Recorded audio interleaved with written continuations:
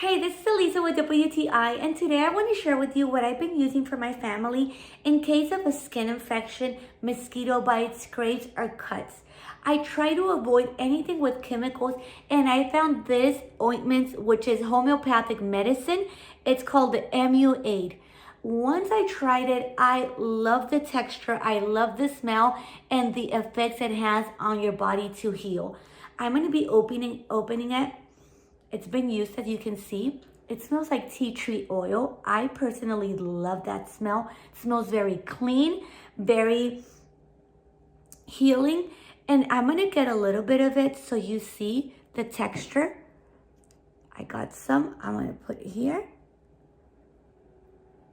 You need just a little bit if you have any rash, any cut, even inflammation on your skin. You apply it, it'll absorb, and you can reapply it 2-3 times a day. It's been working wonderful, and I really appreciate their clean ingredients. Before, I would have many things on my cabinet in the bathroom. Now I don't need much. I just need this because it can be used for multiple uses. I love it, and that is my point of view.